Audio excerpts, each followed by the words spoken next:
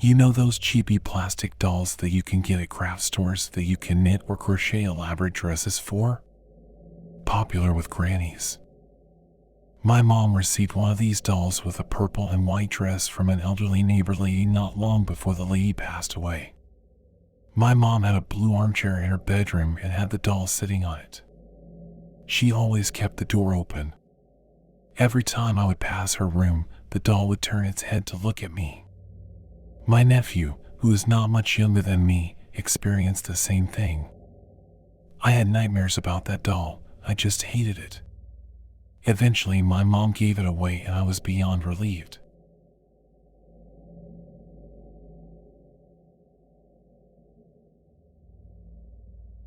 I had a little plush bunny from Easter that played music when you squeezed its tummy. I kept it in a drawer in my closed closet. One morning at 5 a.m., I woke up to something landing on my stomach. It was the bunny, playing the music incredibly slowly. I got up and threw it into the hall because it scared me. When my mom came to wake me up, I asked her if it was still there. Nope. She still doesn't remember anything to do with that bunny 12 years later.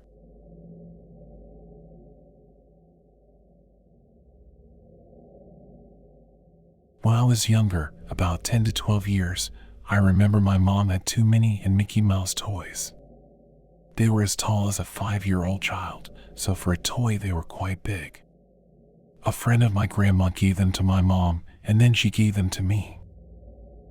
I used to play and sleep with them, but at a time I started noticing weird stuff happening with the toys. One day, I left Mickey in the bed and Minnie in the living room, so I went to the kitchen because my mom was talking to me. When I came back, Mickey was close to the door of the bedroom, like if he were trying to get out of there. It happened a few times, in different parts of the house. The toys were moving from one part to another. I always asked my mom if she could have moved them, but she said no.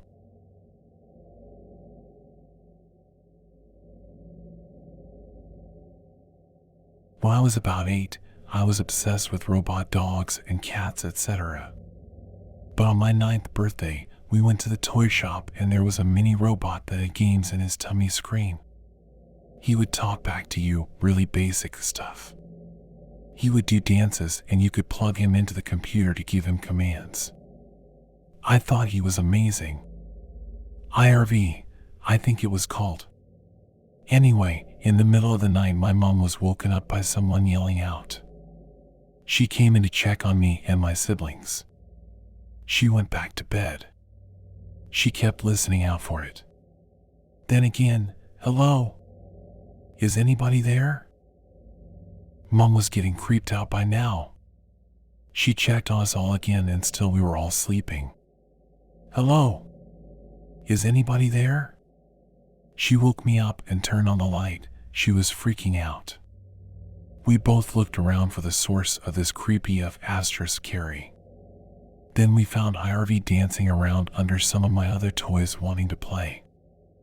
I got rid of him soon after. He would turn himself on and demand attention. He was a creepy little bastard.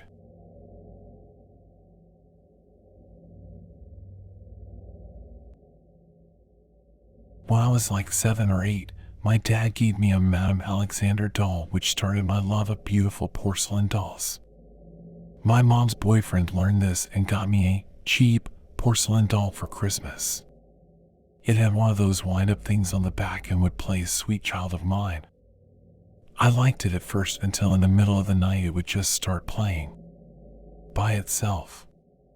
It moved to the very back of my closet after that, and then I left it there when I took my sister's room when she moved out. My brother, who inherited the old room, said he found the doll cause he would hear it play in the middle of the night too.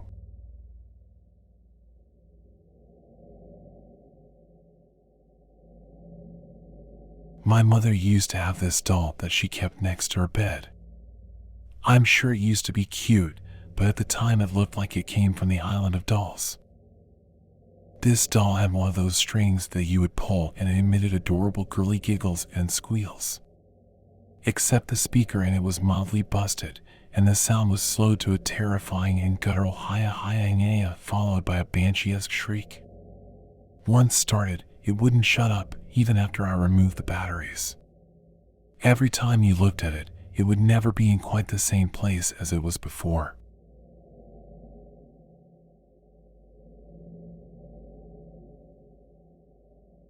When I was a little kid, I used to sleep with a bed full of soft toys.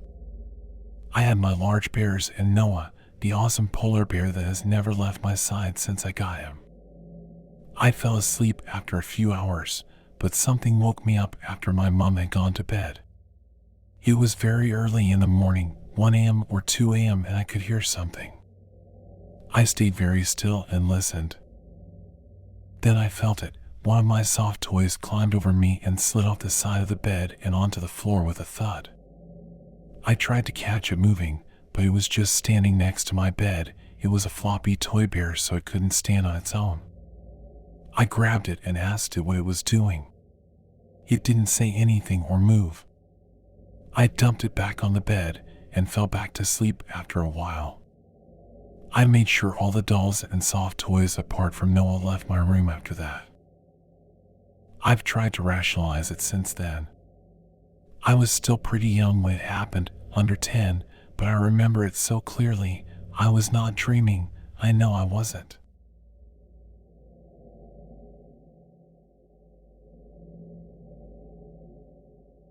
I have a lot of porcelain dolls because I used to love their fancy hair and clothes when I was little.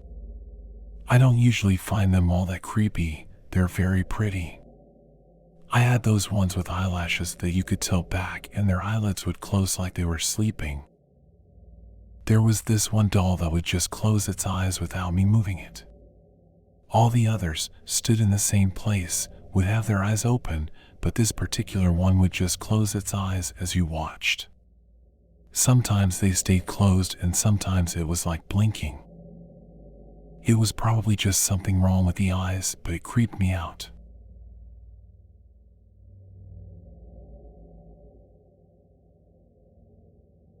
When my sister was little, she got this doll that automatically closed and opened its eyes. It was all mechanical action. When you lay it down, it closes its eyes and says, "Good night." When you put it upright, it would open its eyes and say, "Play with me." The eye movement triggered the talking. It was already creepy at first, but a few years went by and the mechanicals were starting to stick. Like the eyes delayed closing and opening. Also, the battery was unchangeable. With a dying battery, its voice went from a high pitch of child abuse to low demonic possession. I did not know this because the doll was tossed into the closet for a few years. When I went through the closet and found it, I picked it up. The eyes didn't open at first, so I looked at it. The eyes snapped open really fast and the low play with me of a possessed male banshee accompanied the eyes. I promptly threw that F*** out the window into the trash bin. My kids are never getting dolls.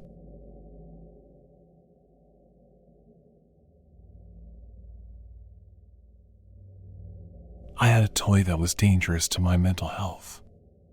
It was called Amazing Amy and was interactive and came with a bunch of accessories. It would say things like, "Mommy, me want peas." And you were supposed to take the spoon for the peas that had a little sensor in it and put it in her mouth. Unfortunately, the sensors in mine didn't work properly, so I would feed it the peas and it would say something like, "Me no want cookie, me want peas." And would get progressively angrier the more you got in wrong. When my dad walked in on me crying while slamming the pea spoon into my doll's face with all the force my tiny arms were capable of, he decided I had enough. Because I was attached to it for some more perverted reason, he just took out the batteries. But IT didn't stop working.